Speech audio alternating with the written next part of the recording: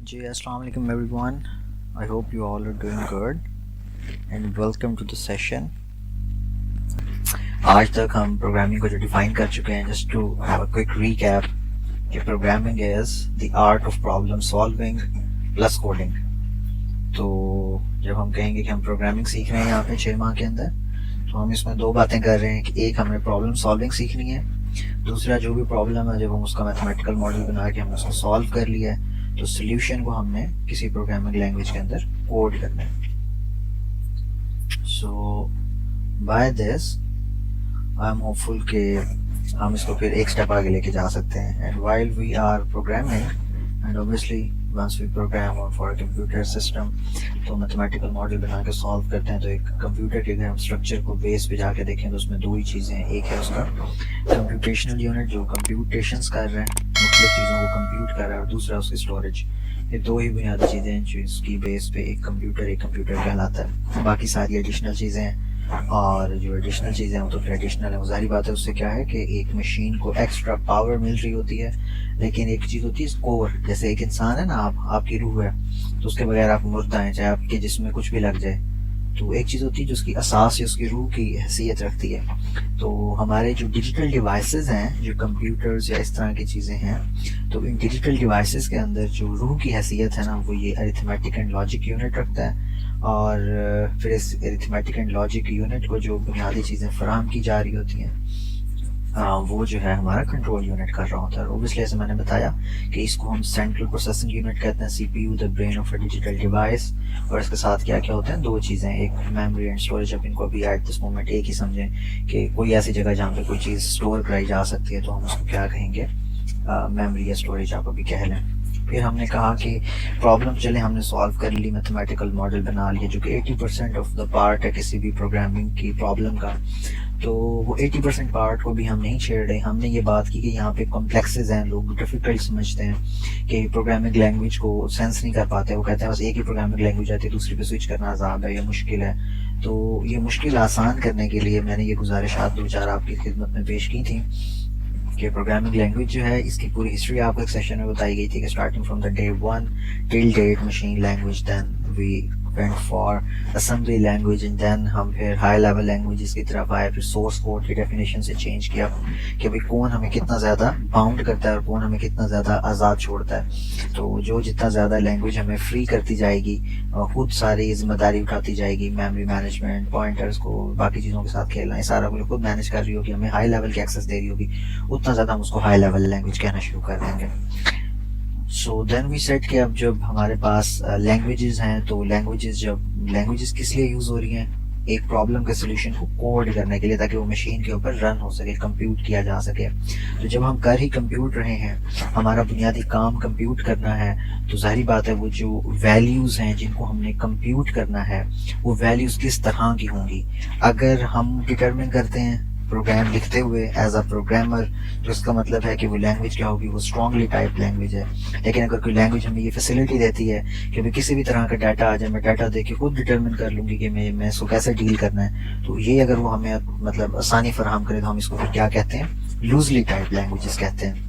Then we moved on, और हमने कहा कि भाई स्ट्रक्चर्ड, मॉड्यूलर, फंक्शनल प्रोग्रामिंग जो है ना, ये एक ही चीज़ है। और वो प्रोग्रामिंग लैंग्वेजेस जो इस तरह की चीज़ों, इस तरह की प्रॉब्लम को जो इन स्ट्रेंथ्स के साथ सॉल्व हो सके, उनको हम फिर इन्हीं की लैंग्वेजेस कहते हैं कि वो मॉड्यूलर या फंक्शनल प्रोग्रामिंग लैंग्वेजेस हैं। जैसा कि सी एक स्ट्रक्चर्ड या फंक्शनल प्रोग्रामिंग लैंग्वेज है। फिर हमने कहा कि कुछ ऐसी प्रोग्रामिंग लैंग्वेजेस भी हैं जो रियल लाइफ एंटिटीज़ के को एज इट इज़ मॉडल करने देती हैं प्रोग्रामिंग के अंदर, और वो जो मॉडल करने देती हैं तो फिर उसके मुताबिक वो जो रियल लाइफ में किसी तरह किसी एक ऑब्जेक्ट की या किसी एक एंटिटी की स्ट्रेंथ होती है, वो उस स्ट्रेंथ को एज इट इज़ हमें रेप्लिका करने देती हैं। तो अगर वो किसी लैंग्वेज की ये स्ट्रेंथ है तो हम उसको फिर क्या कहते हैं, ऑब्जेक्ट ओरिएंटेड प्रोग्रामिंग लैंग्वेज कहते हैं। Then we moved on, obviously मैं सारा आपको पिछले 5 लेक्चर एज इट इज़ नहीं बता सकता, तो I am just giving you guys a recap in first few minutes. फिर हमने कहा कि कोई भी प्रोग्रामिंग लैंग्वेज है तो उसके कंस्ट्रक्ट्स क्या होते हैं। जिन्होंने पिछले लेक्चर लिए हैं मेरे, वो यहाँ पे थोड़ा सा जिसको कहते हैं मुझे पकड़ लेंगे। लेकिन अब मैं थोड़ा सा अपनी बात को एक नए अंदाज में बयान करने जा रहा हूँ। मैंने ये गुजारिश पहले पेश की थी कि भाई कोई भी प्रोग्रामिंग लैंग्वेज है, जिस तरह हमारी उर्दू ज़बान के हरूफ तहजी होते हैं, इसी तरह से किसी भी प्रोग्रामिंग लैंग्वेज के कुछ कीवर्ड्स होते हैं। ठीक है, ये कीवर्ड्स उसके बुनियादी समझ लें, जैसे उर्दू के हरूफ तहजी हैं तो ये उस प्रोग्रामिंग लैंग्वेज के हरूफ तहजी हैं, और इन्हीं को मिला के ही हम ना इंस्ट्रक्शंस दे सकते हैं उस प्रोग्रामिंग लैंग्वेज के कंपाइलर को। यहाँ पे जो है हमने फिर बयान किया था कि अब जब लैंग्वेजेस को हम डिस्कस कर रहे थे, लो लेवल और फिर हाई लेवल की तरफ आ रहे थे, तो हमने कहा था कि यहाँ हमारे पास डिफरेंट तरह के ट्रांसलेटर्स हैं। एक हमने सबसे पहले बताया था कि कुछ बेस ट्रांसलेटर जिसको हमने असेंबलर कहा था, फिर हमने कहा कि हमने उसको स्टैंडर्डाइज कर दिया, असेंबलर ही रहेगा। उसके ऊपर मल्टीपल हाई लेवल लैंग्वेजेस जब आ गई तो हमने मल्टीपल हाई लेवल लैंग्वेजेस को फिर क्या कहा, हमने कहा कि भाई अब जो है ना हर लैंग्वेज का अपना अपना कंपाइलर होगा, हर लैंग्वेज की अपनी अपनी स्ट्रेंथ है, हर लैंग्वेज अपना अपना तरीकाकार बताएगी कि मुझे किन अल्फाज के साथ तुम किस तरह के इंस्ट्रक्शंस दे सकते हो। तो इस तरह से जो है हमने क्या किया, हमने कीवर्ड्स को समझा। हमने 5 एज अ सैंपल हमने 5 प्रोग्रामिंग लैंग्वेजेस के कीवर्ड्स की असाइनमेंट भी की हुई है, जो बच्चे हमारे साथ थर्ड सेशन में थे, इफ दे कैन रिकॉल। तो उन्होंने क्या किया था फिर सी के, C++ के, जावा के, पाइथन के, स्काला के, मैंने खुद इंटरनेट से सर्च करके ऑन द स्पॉट आप लोगों को दिखाए थे, सो दैट कि अगर किसी को नहीं भी पता तो आप खुद गूगल जाकर कर लें, किसी बुक की जरूरत नहीं है, आप लोगों को किसी स्लाइड की जरूरत नहीं है, नो नीड टू क्रैम। और उसमें छोटा सा टास्क ये था कि आप उनके कीवर्ड्स को एक दफा देखें और कंपेयर करें, उनका काउंट लें कि आखिर एक प्रोग्रामिंग लैंग्वेज में मैक्सिमम वर्ड्स हैं ही कितने जो मुझे सीखने की जरूरत है और मुझे वो प्रोग्रामिंग लैंग्वेज आ जाए। तो भाई वो हमें पता चला था कि सी के सिर्फ 32 कीवर्ड्स हैं। ठीक है, जब हमने C++ के कहा तो उसके भी कुछ लिमिटेड थे, जावा के 50 थे शायद, पाइथन के भी, मतलब I don't remember exactly, but they are only limited, शायद 100+ कोई भी नहीं था। और अगर हम कुल भी टोटल मिला रहे थे तो शायद 250+ नहीं जा रहे थे। उनमें से फिर काफ़ी सारे कॉमन थे। अगर आप उनका यूनियन लें और एक यूनियन सेट बना के 5 प्रोग्रामिंग लैंग्वेजेस के कीवर्ड्स को रख लें तो हमें पता ये चला था कि उनमें बहुत ही कम कीवर्ड्स ऐसे हैं जो एक लैंग्वेज से दूसरी लैंग्वेज में डिफर कर रहे हैं। और इनमें 4 प्रोग्रामिंग लैंग्वेजेस के अंदर तो ऐसी चीज़ें थी जो कंटेनर कीवर्ड्स थे वो तकरीबन सेम थे बाकियों के अंदर। एनीवेज, अब मैंने इधर एक और बात की हुई है, मैंने यहाँ कीवर्ड्स को मल्टीपल टाइप्स में ना डिवाइड किया हुआ है। यानी सबसे पहले मैंने कहा कीवर्ड्स जो है ना कंटेनर टाइप है। कंटेनर टाइप कौन से हैं, जिनको हमने पहले डिफाइन किया कि जो मेमोरी या स्टोरेज में ड्यूरिंग द प्रोग्राम एग्जीक्यूशन मेरा डेटा सेव रखेंगे, तो इनको हमने कहा ये कंटेनर कीवर्ड्स हैं। यानी अगर इंटीजर का डाटा जैसे कल हमने देखा था तो इंट, शॉर्ट टाइप डाटा तो शॉर्ट, ठीक है, लॉन्ग टाइप डाटा तो लॉन्ग, डबल का टाइप का डाटा होगा तो डबल, फ्लोट टाइप का डाटा होगा तो फ्लोट, वॉइड टाइप का डाटा वॉइड। अच्छा, रिटर्न का कीवर्ड इसी में आ गया था। I think you guys remember हमने कल क्या कुछ डिस्कस किया इसके अंदर, बहुत डिटेल में जाके हमने सारी चीज़ों को देखा था, इसको प्रैक्टिकली देख इनको यूज़ किया था। फिर हमने कुछ एरर्स भी देखे, ठीक है, उसमें एक सिंटैक्स एरर था और दूसरा लॉजिकल एरर था जो कल हम देख रहे थे। अब यहाँ मैंने यहाँ डिफाइन किया हुआ सिंटैक्स। तो सिंटैक्स है क्या जिसको हम फिर सिंटैक्स एरर कह रहे हैं। लेकिन सिंटैक्स इज कि भाई हमने कीवर्ड्स को लिखना कैसे है कोई भी टास्क परफॉर्म करने के लिए कि जो हमारा ट्रांसलेटर है ना उसको समझ आ जाए। यानी ट्रांसलेटर को जो बात समझ आती है ना, अगर उसी अंदाज में मैंने इन कीवर्ड्स को लिख दिया तो मेरा एरर नहीं है। लेकिन अगर मैं वैसे नहीं लिख सका तो फिर मेरा एरर है। एरर का मतलब ये है कि भाई जो मेरा ट्रांसलेटर है उसको मेरी बात समझ नहीं आ रही, और ये ट्रांसलेटर की मेहरबानी है कि अगर उसको समझ नहीं आती वो हमारी तरह मुंह नहीं बनाता। ऐसे आप लोगों के यहाँ रिवाज होता है ना कि आप कोई बात करते हैं, अगले बंदे आपके ऑडियंस को समझ नहीं आती, आप टीचर हैं आप बात करते हैं आपके स्टूडेंट को समझ नहीं आती, स्टूडेंट हैं आप बात करते हैं आपके टीचर को समझ नहीं आती, आप दोस्त हैं, बॉयफ्रेंड गर्लफ्रेंड, मियाँ बीवी जो भी हैं, बहन भाई हैं, तो आप आपस में बात करते हैं, एक की बात दूसरे को समझ नहीं आती। हमारे यहाँ रिवाज ये होता है, हम इंसान है ना तो हमारे यहाँ पे अजीब मूड स्विंग्स होते हैं, हम मुंह बना लेते हैं, हम हफ्ता हफ्ता नाराज रहते हैं। मशीन ऐसा नहीं करती है हमारे साथ। मशीन कहती है भी मैं अपना तुम्हारी गर्लफ्रेंड हूँ, ऐसा कोई सीन है, मैं बहुत अच्छी हूँ, मुझे जो समझ आती है मैं स्ट्रेट फॉरवर्ड हूँ, गुड, मेरे मुताबिक बात करोगे तो ठीक है, नहीं तो ये एरर है।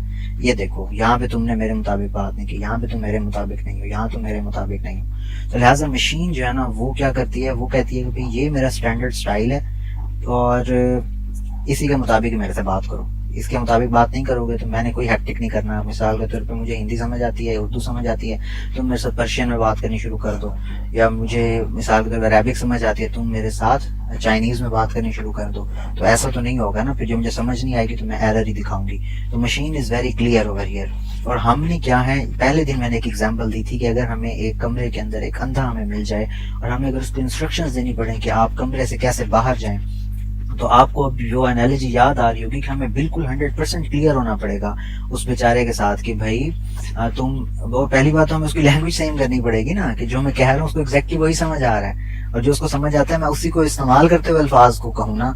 अब जाकर वो जो अंधा है बेचारा, उसको उर्दू समझ आती है, आप पश्तो बोलना शुरू कर दें, हो गया ना काम। तो उसको कख समझ नहीं आएगी, आप कुछ वो कहेगा शोर कर रहा है, कोई कुछ लगा हुआ है बस। तो इसलिए सबसे जो पहली चीज है वो है लैंग्वेज। लैंग्वेज के अंदर क्या चीज होती है, अल्फाज, और प्रोग्रामिंग लैंग्वेजेस में क्या होते हैं, कीवर्ड्स। जो चीज जिसको आप इंस्ट्रक्शन दे रहे हैं उसको समझ आती है, अगर आप उसी में ही उससे बात करेंगे तो वो आपकी बात को ठीक तरह से समझेगा और आपके मुताबिक काम करेगा, नहीं तो वो नहीं कर पाएगा। ठीक है, जो लोग आज न्यू हैं उनके लिए ये गुजारिशात हैं कि आप ये जो हमारा ऑलरेडी रिकॉर्डेड लेक्चर्स हैं, if you want to have recap तो आप वहां से जाके पूरे लेक्चर्स भी देख सकते हैं। कुछ हमारे यूट्यूब चैनल पे अपलोडेड हैं, बाकी आई एम होपफुल कि हमारी टीम एडिट करके अपलोड कर देगी, जो कल एक लेक्चर अभी तक मिस है। So today is the 5th session, और आज तक हम प्रोग्रामिंग लैंग्वेजेस के हवाले से क्लियर हो गए कि प्रोग्रामिंग लैंग्वेज क्या है। प्रोग्रामिंग लैंग्वेज एक तरीकाकार है, ठीक है, कि हमारे पास एक ट्रांसलेटर है, उस ट्रांसलेटर को हम कंपाइलर या इंटरप्रेटर कहते हैं, और वो ट्रांसलेटर ही बेसिकली वो प्रोग्रामिंग लैंग्वेज है। तो उस ट्रांसलेटर को जो वो कहते हैं, मतलब ट्रांसलेटर को जो जबान समझ आती है ना, उस जबान का नाम पाइथन है, उस जबान का नाम एक्चुअली स्काला है, उस जबान का नाम सी है। ठीक है, इसलिए हम कहते हैं सी कंपाइलर, इसलिए हम कहते हैं C++ का कंपाइलर, इसलिए हम कहते हैं कि भाई ये जावा का, ठीक है, JVM है जी, ये जावा वर्चुअल मशीन, और ये उसको जावा का रन टाइम इन्वायरमेंट है, उसका IDE है, तो वगैरह वगैरह। तो अब इस तरह के अल्फाज जो हम यूज कर रहे होते हैं, इंटीग्रेटेड डेवलपमेंट इन्वायरमेंट वगैरह वगैरह वगैरह, अब मैं कम्प्लेक्स कीवर्ड्स में नहीं जाना चाहता। तो हो ये रहा होता है कि किसी भी प्रोग्रामिंग लैंग्वेज, उसका जो ट्रांसलेटर है, जो हमारे सोर्स कोड को ऑब्जेक्ट कोड में, यानी obviously through assembly language object code में कन्वर्ट करने वाला है, उसको जो बात समझ आती है, जो उसको लैंग्वेज समझ आती है, एक्चुअल में वही उस लैंग्वेज का नाम है। ठीक है, और हमने ये देखना है कि वो जो हमारा ट्रांसलेटर है उसको कौन से कीवर्ड समझ आते हैं, और किस तरीके से हम उसको बात बताएं, किस तरीके से हम उसको सेंटेंस बना के बताएं अपनी जो हम गुफ्तगू कर रहे हैं उसके साथ, कि वो हमें वेरी फिर प्रॉब्लम सॉल्व कर देगा। इसी बुनियादी कॉन्सेप्ट को हम लेके चले थे, और हमने 5 प्रोग्रामिंग लैंग्वेजेस के ऊपर इसको देखा था। फिर हमने जब कल काम करना शुरू किया सी के ऊपर, तो हमने थोड़ा सा इन डिटेल सी को देखना शुरू कर दिया, सी के कीवर्ड्स के ऊपर हम आ गए। ये बुनियादी सी बात हमने कही थी कि जब हम कंटेनर्स की बात करते हैं तो उसमें कुछ बिल्ट इन डाटा टाइप्स होती हैं, फिर उन्हीं बिल्ट इन डाटा टाइप्स को यूज करके आप कुछ स्ट्रक्चर्स बना लेते हैं। एक यूनियन भी एक तरह से स्ट्रक्चर्स ही होते हैं, या ये भी एक तरह की डाटा टाइप्स हैं, या कंटेनर्स होते हैं। आप कुछ इन्यूमरेशंस पे काम करते हैं। इनम के ऊपर आज मैं इंशाल्लाह आपको बहुत अच्छा एक दो कोड दिखाऊंगा। मुझे एक वेब रिसोर्स बहुत अच्छी से मिली है, आप लोगों ने पहले ही देखी होगी, लेकिन वो बहुत आसानी से उन्होंने एक्सप्लेन किया, और इसलिए मुझे अच्छा लगा, वरना हमारे दौर में शायद ये थी भी तो कम से कम मुझे नहीं पता था। अच्छा जी, फिर ये कि अब ये कुछ चीजें मैंने ऐड की हैं, ये पहले नहीं थी, कि कंटेनर्स, इसके अलावा जैसे मैंने बताया ऑब्जेक्ट्स और वो क्लासेस का भी हैं, तो सारे कंटेनर्स ही होते हैं। हमने फिर ये कहा कि अब ना कुछ हमने कंडीशनल चीजें हैं, तो अब हमारे एक तो कंटेनर कीवर्ड्स है ना, कंटेनर कीवर्ड्स के अलावा भी कुछ कीवर्ड्स होते हैं जो कंडीशंस लगाने के लिए होते हैं, जो एक ही चीज को बार बार करने के लिए होते हैं, जो कंडीशन लगाने के लिए होते हैं, इनको आप कंडीशनल कहते हैं। या कंडीशनल्स में क्या है, इफ है, इफ क्या ब्रांच बना देगी, या इधर जाओ या इधर जाओ, यस और नो की बेस पे। ठीक है, यानी यस हो तो ये काम करो, नहीं तो फिर छोड़ दो। अच्छा, अगर मतलब आप करना चाहते हैं कि अगर यस है तो ये करो, नो है तो फिर ये करो, तो फिर इफ एल्स होता है। और फिर इफ एल्स के अंदर फर्दर आप इफ एल्स लगाना चाहें तो ये फिर पूरी हायरार्की बन जाती है। इसमें एक चीज कहते हैं मल्टी लेवल इफ, और एक कहते हैं मल्टीपल इफ। ठीक है, यानी एक ही इफ के बाद if else if else if else if else इस तरह करते जाएंगे, तो ये एक तरीका है लिखने का। दूसरा है कि आप पहले इफ के अंदर फिर इंटरनल इफ लगाएं, फिर उसके अंदर फिर इंटरनल इफ लगाएं, तो यानी ये फिर इस तरह से भी हो सकता है। तो ये 2-3 तरीके इफ एल्स लिखने के भी हैं, आप इनको ट्राई करें, बल्कि आज मैं थोड़ा सा कोड में आपको दिखाऊंगा भी, मजा आएगा इसको चेक करने का। Then there is a conditional operator question mark, कि आप एक एक्सप्रेशन लिखते हैं, मिसाल के तौर पर आप लिखते हैं 5 इज ग्रेटर देन 3, आगे क्वेश्चन मार्क लगा देते हैं। अब ग्रेटर देन 3 को वो इवैल्यूएट करेगा कि पहले में क्या वैल्यू है, दूसरे में क्या वैल्यू, क्या वाकई पहले वाली वैल्यू ग्रेटर देन 3 है। If that is the case, तो इसके बाद जो आप जो भी स्टेटमेंट लिखेंगे वो एग्जीक्यूट होगी, नहीं तो फिर वो दूसरी स्टेटमेंट हो आप जो लिखेंगे वो एग्जीक्यूट होगा। तो आप 2 स्टेटमेंट्स देते हैं कि अगर यस वाला केस है तो ये कर दो, नो वाला केस है तो ये कर दो। यानी इन शॉर्ट ये इफ एल्स की शॉर्ट फॉर्म है कंडीशनल ऑपरेटर, जो क्वेश्चन मार्क आपने लिखा हुआ है। इसको भी आज हम इंशाल्लाह प्रैक्टिकली देखेंगे। Then the last one is switch statement. Switch statement ये होती है कि भाई अगर आपके पास 10 या 8 चॉइसेस हैं, और चॉइसेस में से किसी एक चीज को पिक करना चाहते हैं तो आप स्विच स्टेटमेंट यूज कर लेते हैं। Then we have got loops. Loops का मतलब आइटरेशंस, यानी आप चाहते हैं कि जैसे अंधे की एनालॉजी को जहन में रखें कि अंधे को रूम से बाहर निकालना है, जहां से उठा है और उससे दरवाजा 10 कदम दूर था, उसको क्या कहेंगे कि एक मतलब सबसे पहले क्या करो, लाठी दाएं में घुमाओ, कुछ नहीं है, 1 कदम आगे चले जाओ, फिर लाठी इधर उधर घुमाओ, कुछ नहीं है, फिर एक कदम आगे चले जाओ। अब ये स्टेप आपने 10 दफा उसको बताना, 10 दफा अलग अलग बताएंगे। आप कहेंगे भाई जब तक ये चीज नहीं हो जाती तब तक तुम ये वाले स्टेप करते जाओ, ठीक है। जब तक आगे तुम्हें कोई चीज हिट नहीं करती, तुम चेक करो कोई चीज हिट किया नहीं किया, एक कदम आगे ले लो, फिर चेक करो कोई चीज हिट किया नहीं किया, आगे ले लो। जब तक नहीं आता आप करते जाओ, बेशक 50 कदम उसको लेने पड़ जाए, यू डोंट केयर। तो अगर इस तरह की सिचुएशन है इसको कहते हैं व्हाइल लूप, ठीक है। और अगर यूं करें कि पहले काम कर लें और फिर चेक करें, इसको हम कहते हैं डू व्हाइल लूप। और फॉर लूप होते जब आप पहले कैलकुलेटेड बनाएंगे 10 कदम ही चलो, नहीं से ज्यादा नहीं से कम, तो फिर हम फॉर लूप लगा देते हैं।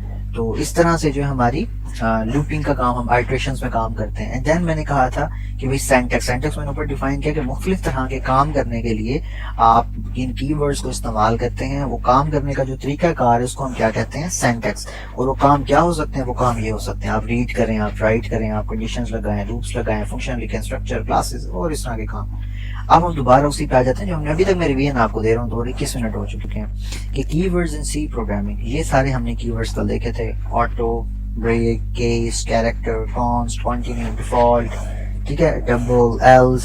सो you can just look into it. और हमने कल ये बहुत डिटेल में देखे थे, इसने नहीं देखे तो इनको मजीद डिटेल में देख ले, खासतौर पर वो वाले कीवर्ड्स जो आप लोगों ने आज तक कभी नहीं यूज किए हों।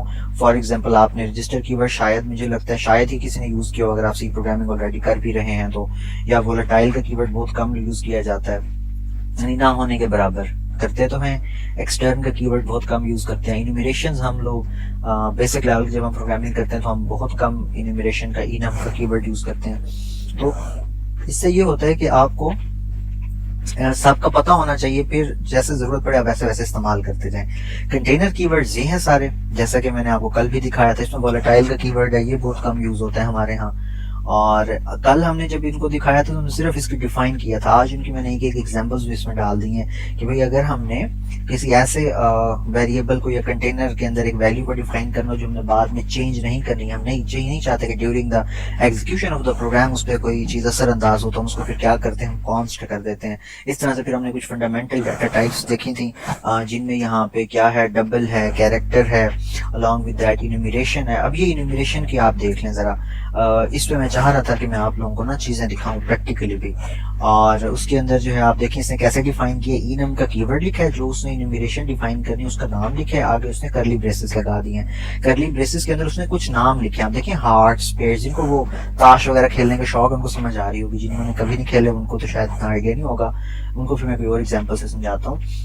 यानी आप इसको सिर्फ ये समझ लें कि उसने 4 वैल्यूज लिखी। अब इन वैल्यूज की जो डिफॉल्ट वैल्यू है ना, पहले वाले की 0, दूसरे की 1, तीसरे की 2 और चौथे की 3 है, ठीक है। और इनको अब वो यूज कर सकता है स्विच स्टेटमेंट के अंदर, कंडीशन चेक करने के लिए, या डिफरेंट तरह के और असाइनमेंट्स के लिए, या सिर्फ इंसान की समझ के लिए कि भाई इंसान को ये समझ आती है। इंस्टेड ऑफ कि आप 0, 1, 2 अदरवाइज किसी और वेरिएबल को साइन करें, आप एक इन्यूमरेशन बना लेते हैं और इनके अंदर इस तरह की वैल्यूज सेव करवा लेते हैं। अब हम जरा ई नम के ऊपर ही बात कर लेते हैं। मैंने वैसे ही आपको, जैसे मैं दिखाता रहता हूँ हमेशा, कि मैं गूगल पे गया ई नम इन सी लैंग्वेज, और इससे क्या हुआ, इससे मुझे यहाँ पे सर्च रिजल्ट मिला है। तो पहला ही जो लिंक था ना मेरे पास वो क्या था, सिंपली लर्न वालों का। मुझे मजीद देखने की जरूरत ही नहीं पड़ी, although there is so much of it. अब इंसान है, हमारे पास लिमिटेड टाइम होता है, तो हमारी कोशिश होनी चाहिए कि हम जब भी कोई चीज सर्च करें तो हम क्वालिटी सर्च करें, थोड़े टाइम में सर्च करें, अपने रिक्वायर्ड चीज देखें और दैट्स इट, टाइम ना वेस्ट करते रहें। ऐसा ना हो 50 चीजें देखें और समझ एक भी ना आए। हमारे यहाँ अक्सर ऐसा कर रहे होते हैं लोग कि यूट्यूब के ऊपर गए, ऐसी चीजें देखना शुरू की, एक चीज देखी, फिर एक के बाद दूसरी, तीसरी, चौथी, एंड देन आप अपना सारा टाइम जाया कर देते हैं और जो चीज सीखने के लिए यूट्यूब ओपन करते हैं वो वैसे की वैसे रह जाती है। दिस इज द रीजन कि आज भी यूट्यूब के और इतने ज्यादा फ्री लर्निंग प्लेटफॉर्म्स होते हुए भी आप देखते हैं कि आपकी ये यूनिवर्सिटीज ओपन है, आपके कॉलेजेस ओपन है, आपके इंस्टीट्यूट्स ओपन है, आपके non degree awarding institutes open है, छोटी मोटी सर्टिफिकेशंस करवाते हैं, हर तरह का इदारा ओपन है। रीजन बीइंग कि इंसान अपने आप को कंसिस्टेंट नहीं रख पाता वहां पे। तो इंसान की कंसिस्टेंसी के लिए आपको उस्ताद चाहिए होता है, इंसान की कंसिस्टेंसी के लिए जो है आपको ये चीजें चाहिए होती हैं, सो दैट कि you can move on with this. So अभी हम बात कर रहे थे इनम के ऊपर। सो आप में से अगर किसी का ये ख्याल है कि आप यूट्यूब से हर चीज सीख सकते हैं, गुड इनफ। अगर आप कंसिस्टेंट हैं तो यस यू कैन, बट अगर आप में थोड़ा सा भी फैक्टर है कि आप कंसिस्टेंसी आप इतनी ज्यादा नहीं रख पाते तो बहुत मुश्किल है जी, ऐसा नहीं हो सकेगा, बहुत मुश्किल है। अब हम इनम की बात करते हैं जो हमने यहाँ देखा। I am trying to zoom it in so that कि आप सब इसको क्लैरिटी से देख सकें जो मैं आप लोगों को दिखाना चाह रहा हूँ। और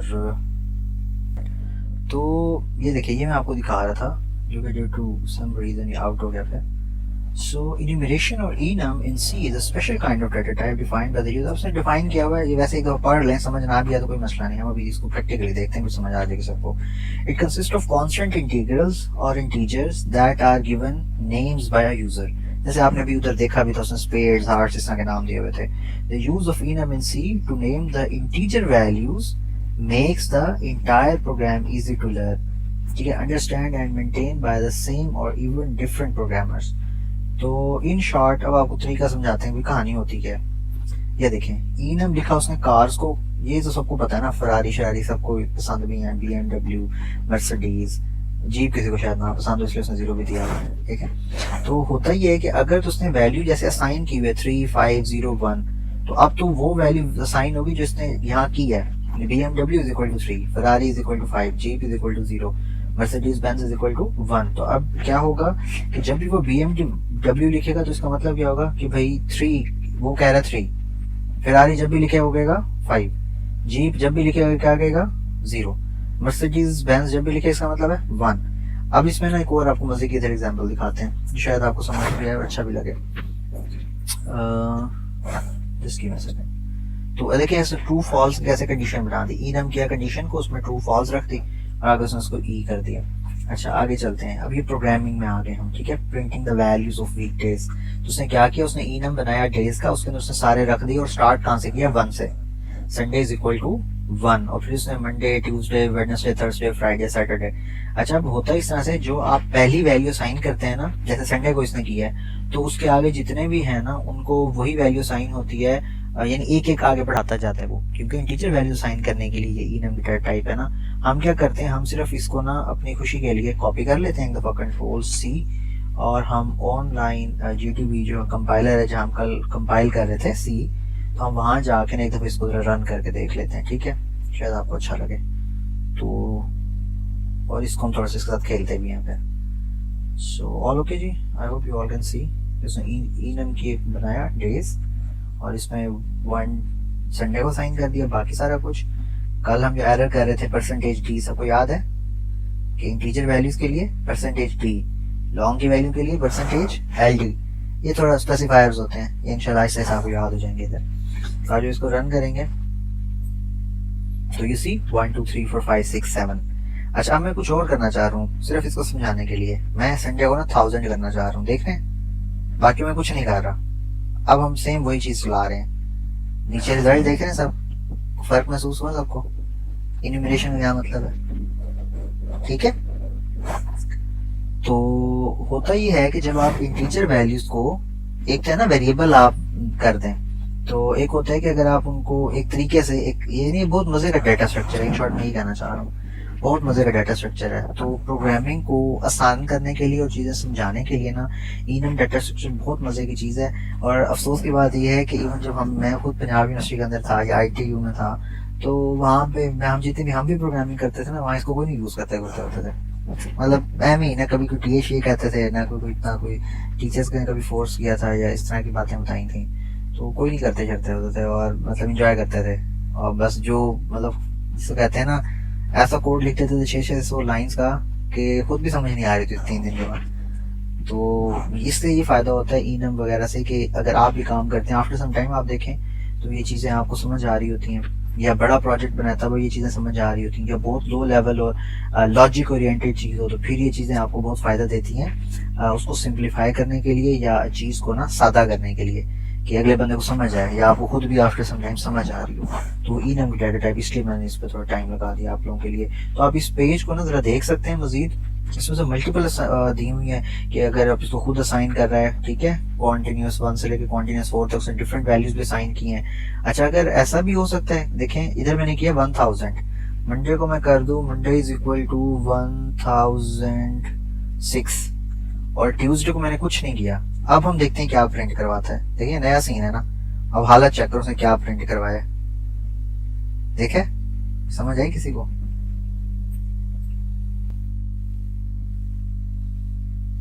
लेकिन 1000 से शुरू हुआ प्रिंट करवाना. मैं आपको ना ये वैल्यूज दिखाता हूँ जरा, और देखो कैसे प्रिंट करवाया फिर, क्या बात है इसकी. 1000, 1001, 1002, 1003, 1004, 1005, 1006, 7, 8 वो ये करता ही गया प्रिंट, क्योंकि मैंने मंडे को लिखा हुआ था 10,006। अच्छा, इसको मैं ना 1006 करता हूँ ताकि ये ना क्लियर हो सबके लिए, ये जो मैंने भी किया हरकत।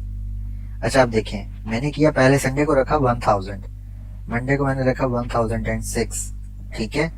अच्छा ट्यूसडे को उसने क्या साइन किया होगा, आपको क्या लगता है? 1007। वेडनेसडे को क्या साइन किया? 1008। थर्सडे को क्या साइन किया? 1009।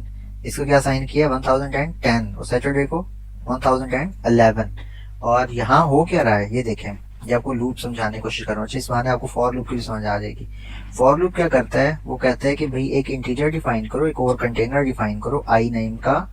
अभी आई उसका आइडेंटिफायर हो गया, ठीक है, जो इस कंटेनर को आइडेंटिफाई कर रहा है। कंटेनर में वैल्यू क्या रखवा हो? जो संडे की वैल्यू है। संडे की वैल्यू क्या है? 1000। फिर कहता है कि अब जब तक इस कंटेनर की वैल्यू कम हो या बराबर हो सैटरडे की वैल्यू से। सैटरडे की वैल्यू क्या साइन करवाई उसने? अब यहां से मैं आपको ये समझाना चाह रहा हूँ कि अगर पहली वैल्यू 1000 भी हो, लेकिन दूसरे अगर मैंने वैल्यू साइन कर दी है ना, तो फिर जो तीसरी वैल्यू साइन होगी वो इससे एक कदम आगे होगी, चौथी वैल्यू इससे एक कदम आगे। अच्छा ऐसा इसका मैं एक और थोड़ा यहाँ ट्विस्ट खेलता हूँ। देखिए आप, वेडनेसडे को मैंने कर दिया 1006 के बाद 1009, वैसे 7 और 8 आना चाहिए था ना, मैंने 9 कर दिया। अब फर्क देखेंगे क्या, सैटरडे 9 के बाद 10, 11, 12 आता है या क्या आता है? लेट्स सी, 12 आता है। यू सी, पहले 11 तक था, अब 12 हो गया। मजीद क्लियर करता हूँ आपको, मैंने इसको 1019 कर दिया वेडनेसडे को, ठीक है, तो ये 2021 22 होना चाहिए ना, तो क्या 2022 मतलब 22 तक रन करता है? यस, 1022। सबको क्लियर हो रहा है इनम्स? ठीक है, तो इनम का ये डाटा सेट, इनम को आप बहुत मजे का यूज कर सकते हैं, ये कंटेनर्स बहुत अच्छे होते हैं। बहुत मजा आएगा आपको अगर आप इसको समझ के यूज करेंगे तो इंशाल्लाह। और आज का टास्क आप सबका यही है, वैसे तो काफी सारे टास्क आज आपको देने हैं मैंने, अभी चीजें मैं दिखाता जाऊंगा आहिस्ता आहिस्ता। तो इनम को आपने ना, जो भी आप प्रॉब्लम सॉल्व करेंगे तो आप इनम के डाटा स्ट्रक्चर्स को या इस तरह चीज़ों को यूज़ करने की ज़रूर कोशिश कीजिएगा, आपको मज़ा आएगा। लेकिन अपने आप को मुश्किल में डालने के लिए नहीं, कि कुछ भी समझ ना आ रही हो। जहाँ चीज़ें सिंपल हो सकती हैं सिर्फ वहीं पे सिंपल करना है। कभी कभार आप सिंप्लीफाई करने के चक्कर में चीज़ों को मज़ीद मुश्किल बना देते हैं, ऐसा नहीं करना आपने। तो जी, आप ना इनम को यूज़ करने की 3 मेन चीज़ें, कि या तो आप कांस्टेंट वैल्यू स्टोर करें, जैसे वीक डेज है, मंथ है, डायरेक्शन है, रेनबो के कलर्स हैं, या जैसे उसने वो किया हुआ था कि कार्ड्स हैं तो उनकी टाइप्स 4 उसने सेव करवाई हुई थी, ठीक है, ताकि आप उन पर स्विच स्टेटमेंट लगा सकें इजीली उन इंटीजर वैल्यूज के ऊपर, या आप उनके ऊपर अदरवाइज कोई इस तरह की कंप्यूटेशन परफॉर्म कर सकें जो एग्जैक्ट स्पेसिफिक कीवर्ड्स और उन वैल्यूज के ऊपर होती हैं। दूसरा, आप इससे फ्लैग्स डिफाइन कर सकते हैं, ठीक है। वो फ्लैग्स को क्या होते हैं, यानी आपने जैसे गो टू स्टेटमेंट यूज करने के लिए आपको फ्लैग नहीं लगाना पड़ता कि this is a specifier space, कि यहाँ चले जाओ, मेरा कंट्रोल यहाँ से यहाँ मूव कर जाएगा। अदरवाइज कुछ ऐसे फ्लैग्स होते हैं जिनकी बेस पे आप कुछ डिसीजन मेकिंग कर रहे होते हैं, वो आप इनम के थ्रू बहुत मजे के कर सकते हैं, ठीक है। इस तरह से स्विच स्टेटमेंट में पहले भी आपको बता चुका हूँ, उसकी जो वैल्यूज हम केस कर रहे होते हैं तो उसमें बड़े, जैसे यहाँ पे देखे ना, इसने क्या किया, इसने कहा है कि डायरेक्शन बनाओ इनम डायरेक्शंस, और इसने कहा नॉर्थ को 1 रख दिया, बाकी सबको 2 3 4 असाइन हो गई। फिर क्या किया उसने कहा कि डायरेक्शंस का एक ऑब्जेक्ट बनाओ डी, और इसको असाइन कर दो वेस्ट, ठीक है। अब उसने कहा स्विच करो डी को, और अगर यहाँ पे क्या नॉर्थ है तो ये कहो कि भाई हम नॉर्थ में जा रहे हैं, अगर ईस्ट आए तो कहो ईस्ट में जा रहे हैं, और फिर ब्रेक की स्टेटमेंट भी लगा रहे हैं। आप सबने ब्रेक की स्टेटमेंट पढ़ी हुई है, ब्रेक क्या कर दिया, कंट्रोल को ब्रेक कर दिया, यानी अगर ये प्रिंट हुआ है तो फिर इस स्ट्रक्चर से बाहर चले जाओ, यानी ये जो ब्रैकेट्स में है ना स्विच स्टेटमेंट, इस स्टेटमेंट को इधर ही ब्रेक कर दो, खत्म कर दो, बाकी आगे एग्जीक्यूट ना करो। तो जिस केस पे मीट होगा उस केस से आगे एग्जीक्यूशन स्टार्ट करेगा, जहां ब्रेक आएगा वहां खत्म कर देगा। तो वहां पे केस क्या आएगा, वेस्ट, तो नॉर्थ को स्किप करेगा, ईस्ट को स्किप करेगा, वेस्ट पे आ जाएगा। वेस्ट के बाद एक लाइन प्रिंट करेगा, we are headed towards west, और नीचे ब्रेक है तो ब्रेक कर देगा। अब नीचे रिटर्न कर दिया तो देखिए आउटपुट में क्या आया, we are headed towards west. तो क्लैरिटी हो रही है सबको। तो इनम जो है हम इन 3 तरह के कामों के लिए बड़े मजे का यूज कर सकते हैं, और खासतौर पर इंटीजर वैल्यूज हैं जब एग्जैक्ट वैल्यूज देनी है। अब देखिए यहाँ पे उसने और मजे के, जहाँ उसने फ्लैग्स डिजाइन किए हैं, क्रॉप, रोटेट और सेव, इनके उसने फ्लैग्स बनाए कि जब ये वाला ऑर्डर, ये वाली कमांड है तो इसके अगेंस्ट ये वाला काम कर दो, ये वाला है तो ये वाला काम। अब उसने फ्लैग्स इधर बना दिए, इसी my example is equal to rotate, और इसको पाइप कर दिया सेव के साथ। अब इस वक्त मैं इस तरफ नहीं जा रहा, ये ऑपरेटर्स की तरफ, जो इसके लॉजिकल और फर्दर और ऑपरेटर्स हैं एंड और ये वाले, तो ये पाइप साइन वाला। तो जिसको समझ आया ऑलरेडी ठीक है, नहीं तो हम किसी और सेशन में इंशाल्लाह इसको डिस्कस करेंगे, कहानी लंबी हो जाएगी, टाइम है थोड़ा हमारे पास। तो इन शॉर्ट हमने एक कीवर्ड को आज डिटेल में थोड़ा देख लिया, इफ एल्स भी देख लिया, कंडीशंस भी यहाँ हमने देख ली, हमने यहाँ लूप भी देख लिया बहाने से, एक ही बात को डिस्कस करते करते। देखिए मजाक मजाक में कितनी चीजें आपकी कवर करवा जाता हूँ, आपको पता भी नहीं चलता, हम यहाँ परेशान होते रहते हैं, प्रोग्रामिंग मुश्किल है जी। देखिए हमने कॉन्स देख लिया, डबल देख लिया, कैरेक्टर देख लिया, इनम देख लिया, फ्लोट आपको पता है कल हमने देखा था, इंट हमने कल देखा था, लॉन्ग भी, एक्सटर्न इंट ए और ये आपके सामने, an identifier specified as an intern has an external linkage to the block, that's it. अब इसको वो समझिएगा, या इसको जैसे अभी हमने इनम की चीजें देखी ना, वहां से आगे पेज पढ़ा है, तो ये आप इसको एज अ टास्क ले लें, इसको उस पर कीजिएगा, मैं इस पे ज़्यादा टाइम वरना लिखा दूंगा। तो रजिस्टर क्या है जी, ये हमने कल देखा था कि अगर हम चाहते हैं कि कोई एक वेरिएबल जो है वो जो हमारा सीपीयू है उसके बिल्कुल जो करीब करीब रजिस्टर मेमोरीज हैं जो सबसे फास्टेस्ट हैं, जहाँ पे हम वो चीज़ें स्टोर करते हैं जो बार बार कंप्यूटर को चाहिए होते हैं या आगे कुछ देर में चाहिए हो इंस्ट्रक्शंस, तो अगर कोई ऐसी वैल्यू है जो बार बार डिफरेंट कंप्यूटेशन में प्रोग्राम में आनी है तो उसको फिर रजिस्टर करके स्टोर करा देते हैं। शॉर्ट साइंड आपने कल देखा था कि भी अगर कोई वैल्यू हम स्टोर करा रहे हैं तो उसके जो आखिरी बिट है, मोस्ट सिग्निफिकेंट जिसको बिट हम कहते हैं, अगर उसके ऊपर जो वैल्यू पड़ी है 1 0, अगर वो ये रिप्रेजेंट कर रही हो कि ये पॉजिटिव या नेगेटिव वैल्यू है, यानी अगर 1 हो तो इसका मतलब क्या होगा नेगेटिव वैल्यू, 0 हो तो क्या होगा पॉजिटिव वैल्यू। तो अगर हम ये चीज रिप्रेजेंट कर रही हो तो साइंड है, अगर ये ना कर रही हो तो वो अनसाइंड है, ठीक है, ये हमें खुद फिर समझाना, बाय डिफॉल्ट वो अनसाइंड होता है। फिर क्या है जी, स्टैटिक कीवर्ड्स, ठीक है, स्टैटिक इंट वेयर के अगर आप यानी एक प्रोग्राम है तो आप अगर किसी प्रोग्राम मतलब ये स्कोप की बात शुरू हो जाएगी, लेकिन चले मैं बता देता हूँ आपको, तो गिव मी अ सेकंड।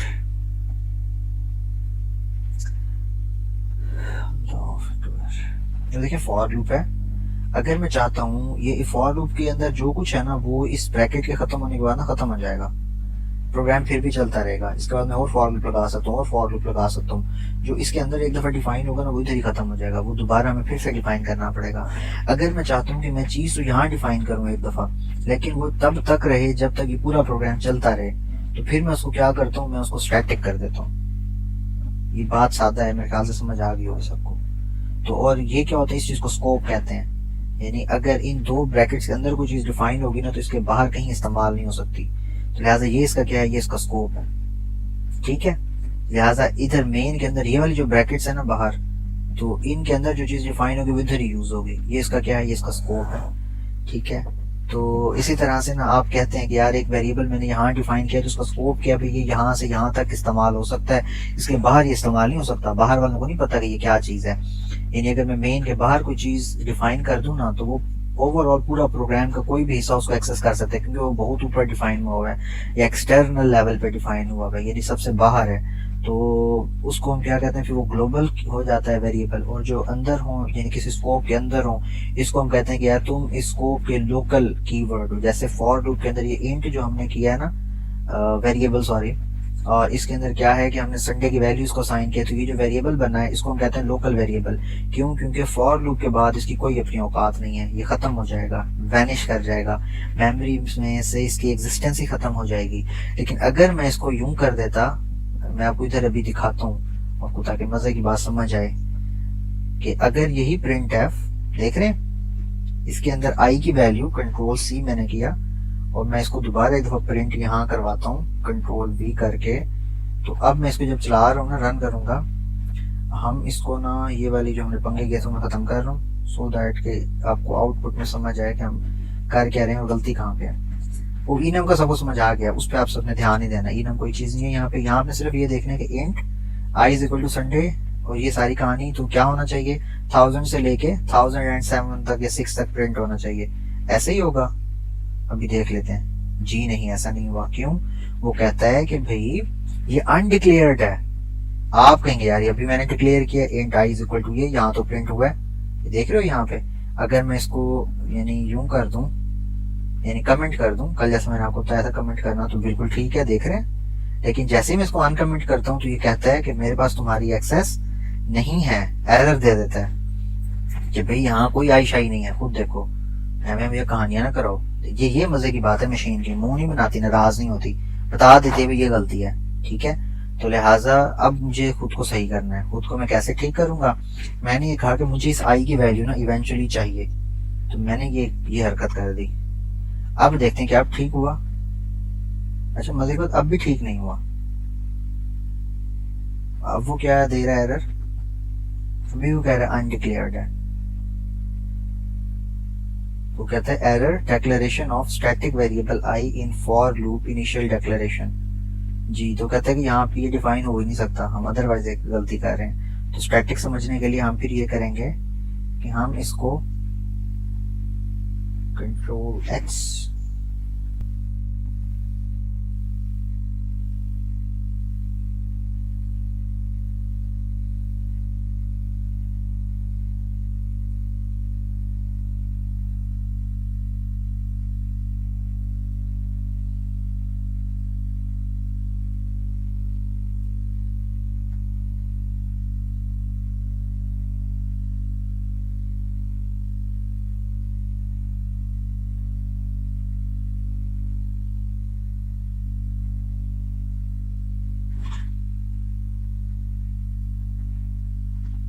क्या बात है।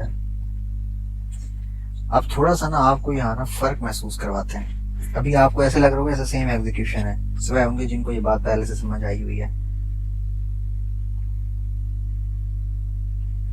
बैक स्लैश एन करते होते थे जी, बैक स्लैश एन करके अब हम जरा इसको करते हैं रन। अब ये दो डिफरेंट प्रिंट्स आपने देखे, 1000 से लेके 1006 तक उसने वही प्रिंट किया जो पहले यहाँ फॉर लूप में कर रहा था, लेकिन उसने एक और काम किया। वो क्या था, वो उसने अब इस आई की वैल्यू यहाँ पे प्रिंट की। अच्छा ये अगर मैं स्टैटिक ना भी लिखता ना फिर भी ये सेम करता। आपको मैं दिखा देता हूँ, ये देख लें, ठीक है।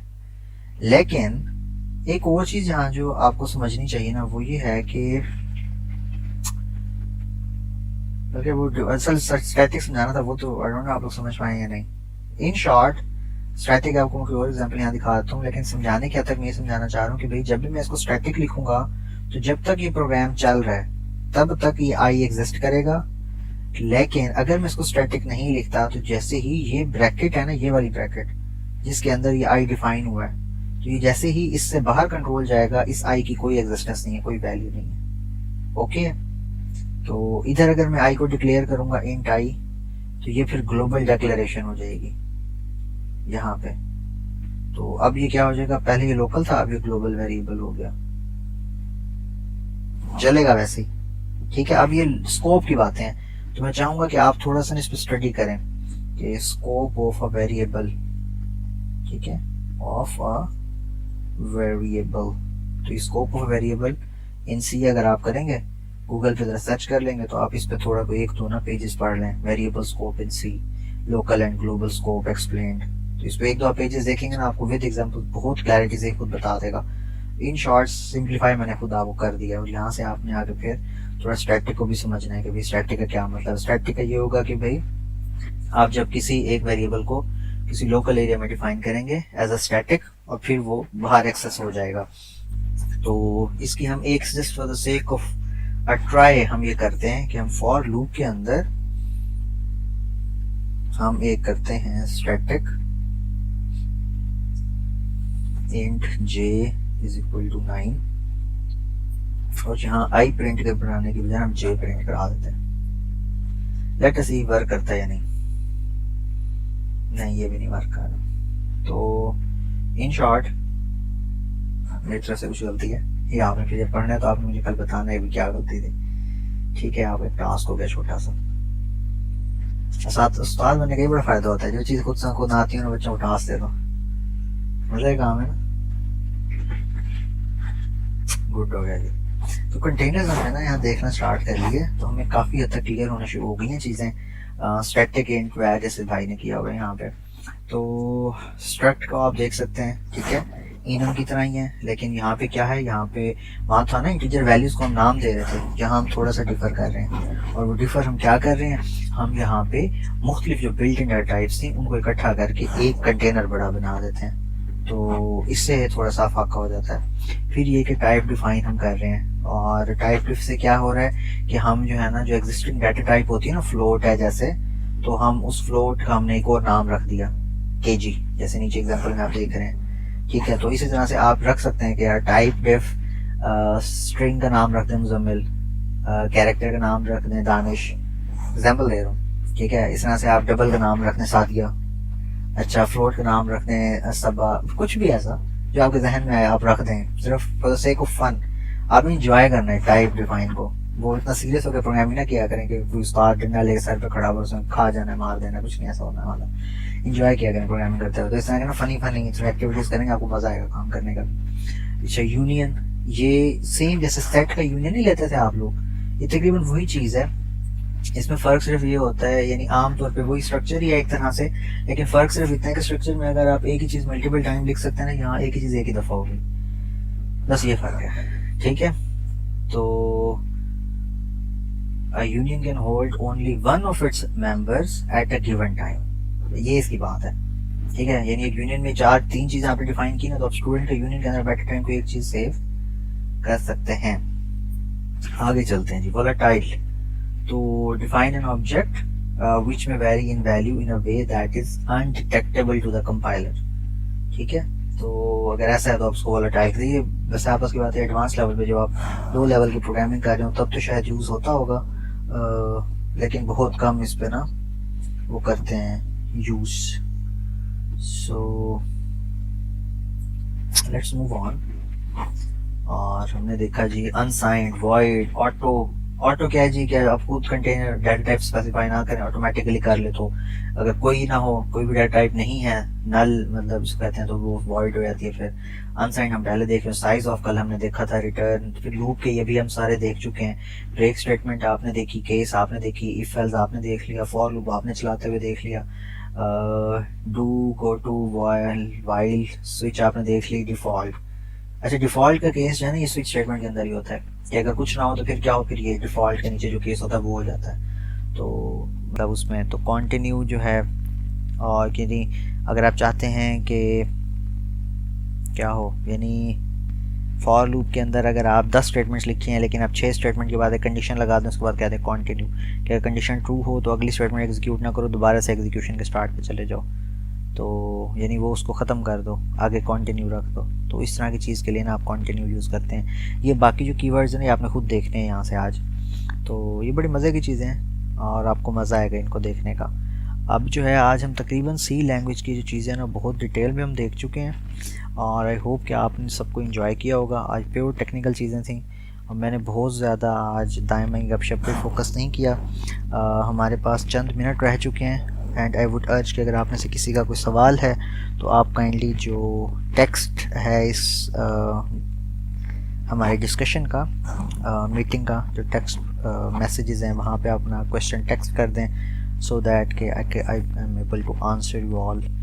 और आज ये आपके बुनियादी टास्क ये हैं कि सी लैंग्वेज को आपने इंजॉय करना है, इसकी जो कीवर्ड्स हैं इनको आपने समझना है, जो इनके सेंटेक्स आज आपने देखा कि फॉर लूप कैसे लिखते हैं आपने भी देख लिया, कंटिन्यू स्टेटमेंट कहाँ यूज़ होती है आपने देख लिया, मतलब आपने इसके हर तरह के कीवर्ड को तकरीबन देख चुके हैं आप सब। इसकी बुनियादी 5-7 बातें जो आप सबको पहले ही पता हैं, और अगर इनके नहीं पता what is the difference between union and struct.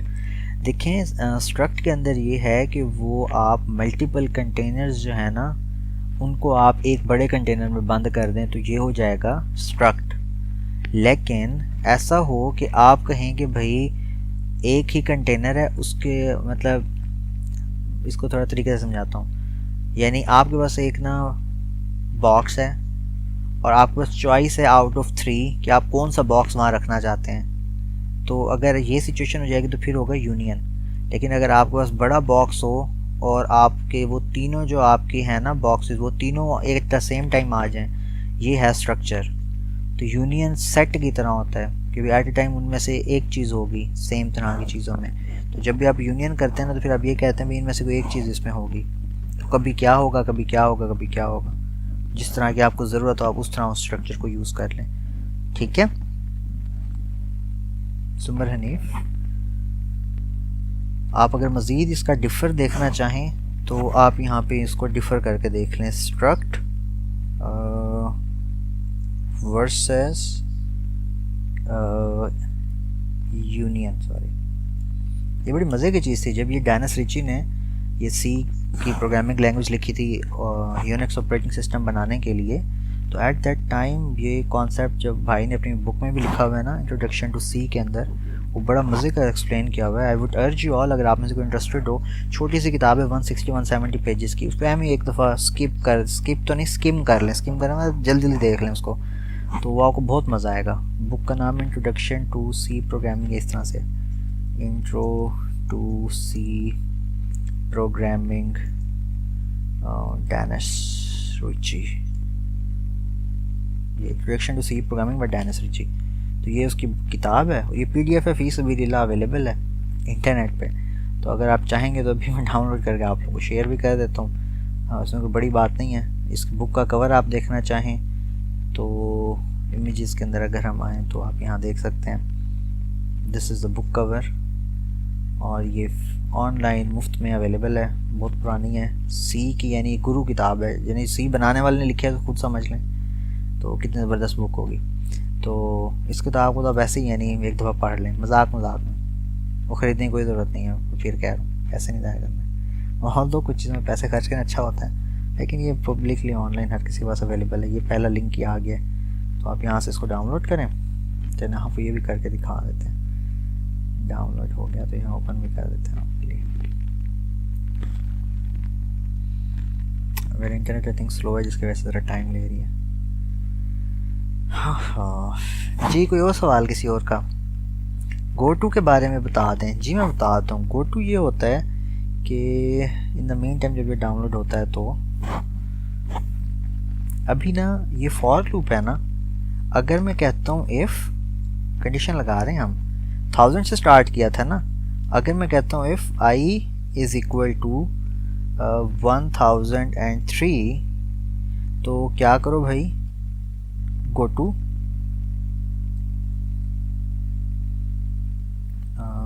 कहाँ, यहाँ पे हम कुछ डिफाइन करते हैं, मार्क,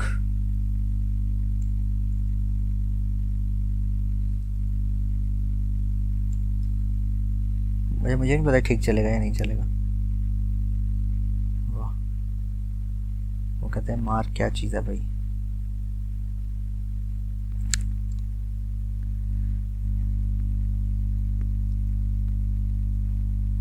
अब देखिए मैंने खुद गलती की है, तो आपने समझना नहीं, अब मेरी गलती पर हंस भी सकते हैं तो, लेकिन समझना आपने ये कि जब इस तरह गलती हो जाए तो फिर करना क्या है। तो सबसे पहले गूगल पे जाना है, उस गलती को सर्च करना है, और उसका जो रेलेवेंट देखें, GoTo लेबल, जो भी आपने लेबल डिफाइन करो, जो लेबल उसके आगे कॉलन लगा दें, ठीक है। और अच्छा, तो होगा क्या, ये GoTo इस लेबल के ऊपर आ जाएगा। हमने क्या किया यहाँ पे, हमारी गलती क्या थी फिर, तो इन्होंने कहा हुआ कि इंट मेन ये चीज़ कर दी, ये हो गया, ये हो गया। इन्होंने ये GoTo किया, GoTo जंप इफ़ के अंदर, और जंप इन्होंने बाहर इधर डिफाइन किया हुआ फॉर लूप के बाहर, तो फॉर लूप के बाहर जंप डिफाइन है। अच्छा, तो गलती ये थी कि हमने फॉर लूप के अंदर ही मार्क लगाया हुआ है, ठीक है ना। तो अगर हम इसको यहाँ कर देते हैं कि भाई जब 1003 हो तो तुमने ना यहाँ मार्क पे आ जाना है, तो फिर देखते हैं क्या करता है। अब उस जे को कह रहा है कि भाई प्रिंट करो। हम यहाँ जे को नहीं प्रिंट कराते, हम यहाँ फिर आई को प्रिंट करा देते हैं, ताकि वो जो वैल्यू अभी तक जहाँ पहुँचा था वो हमारी प्रिंट हो। तो आपने देखा उसने क्या किया, उसने आई इज़ इक्वल टू कहाँ से स्टार्ट किया, ये देख लें यहाँ, int i is equal to Sunday की वैल्यू 1000 से उसने स्टार्ट किया, और पहला दफ़ा आया आई इज़ इक्वल टू 1000, यानी 1003 नहीं था, उसने GoTo मार्क नहीं किया, उसने प्रिंट करवाया 1000। फिर आई प्लस प्लस हुआ, 1001 हो गया, फिर 1001 चेक हुआ, नहीं प्रिंट करवा दिया, 1002 चेक हुआ, नहीं प्रिंट कराया, 1003 जब चेक हुआ तो फिर क्या हुआ, उसने कहा GoTo मार्क का मतलब यहाँ आ जाओ, और यहाँ के बाद क्या है, हम फॉर लूप से बाहर निकल आए हैं अब, और फिर उसने क्या किया, उसने कहा इसको प्रिंट कराओ। तो प्रिंट उसने क्या करा 1003।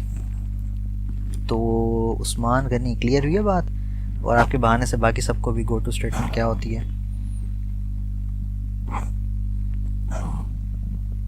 शायद गो टू स्टेटमेंट से ज़्यादा अच्छा है अगर आप ये सीख जाएं कि अगर इस तरह की प्रॉब्लम है तो आपने उसको कैसे करना है। गुड हो गया, बहुत अच्छी बात है। तो ये जो प्रोसेस है ना भाई कि सीखना कैसे है, लर्न हाउ टू लर्न, ये शायद ज़्यादा इंपॉर्टेंट आई टेल यू आप सबके लिए। आप माशाल्लाह इंजीनियर बनने जा रहे हैं और बहुत काबिल और बहुत लेवल के आपने इंजीनियर्स बनना है। तो आपने जो असल चीज़ सीखनी है ना वो ये कि हमने खुद कैसे सीखना है, या छोटी छोटी चीज़ें उनको बेस बना के हमने एडवांस लेवल पे कैसे जाना है। तो और इंशाल्लाह आप ये छोटी छोटी एक्टिविटीज़ हैं लाइव देखते रहेंगे तो आप बहुत जल्दी ये चीज़ें पिक कर लेंगे। तो thank you very much for being with us and see you all tomorrow. और कल आई विल ट्राई कि हम इंशाल्लाह सॉकेट प्रोग्रामिंग की तरफ जाएं और आपको सॉकेट प्रोग्रामिंग समझाएं यार क्या होती है।